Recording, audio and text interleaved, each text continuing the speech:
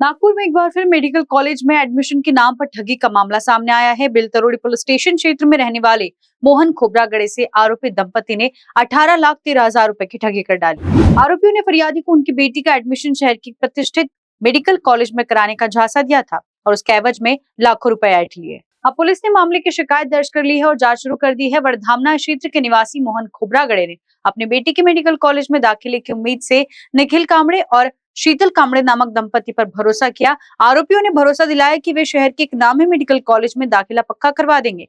झूठे वादों और दस्तावेजों के दम पर उन्होंने 18,13,000 रुपए की भारी रकम वसूली। समय बीतने के बाद भी जब कॉलेज में एडमिशन नहीं हुआ तो मोहन खोबरागड़े को शक हुआ और उन्होंने बेलतरोड़ी पुलिस स्टेशन में शिकायत दर्ज कराई। पुलिस ने भारतीय दंड संहिता की संबंधित धाराओं के तहत मामला दर्ज कर लिया है और जल्द ही आरोपियों की तलाश तेज करने की बात कही है। एडमिशन, नौकरी और लॉटरी जैसे झूठे वादों में फंसकर हर साल सैकड़ों लोग ठगी का शिकार होते हैं। पुलिस की अपील है कि ऐसे मामलों में सावधानी बरतें और किसी भी लेन देन से पहले पूरी जांच पड़ताल करें। पोलीस ठाणे बेलतरोडी या ठिकाणी दिनांक 18/6/2025 रोजी एक तक्रार आलेली आहे। आर्थिक गुन्हे शाखा येथे यापूर्वी 15 दिवस पूर्वी त्याची चौकशी झाली, ज्यामध्ये फिर्यादी मोहन व्यंकटराव खोबरागड़े वय 50 वर्ष, राहणार भारतनगर वर्धामना येथील फिर्यादी होते आणि त्यांनी EOW ला तक्रार दिलेली होती की त्यांची फसवणूक झालेली आहे आणि फसवणुकीमधील गैरहजरदार हा निखिल विश्वनाथ कांबळे व त्याची पत्नी शीतल निखिल कांबळे असे यांनी केलेली आहे। ज्यामध्ये त्यांनी यामधील जो फिर्यादी आहे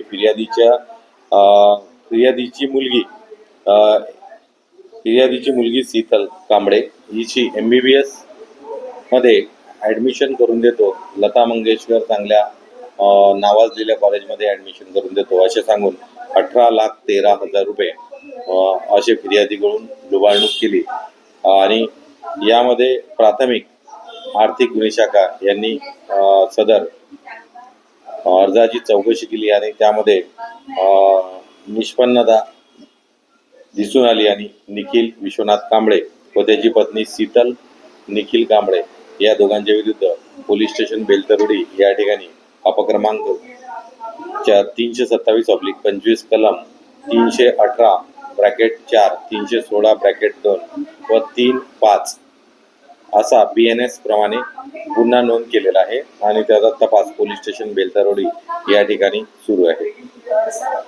कशा पद्धतीने फसवणूक काय सांगितलं होतं तो काही म्हणत होता का की ऍडमिशन कशा पद्धतीने करून देतो काय सांगितलं होतं?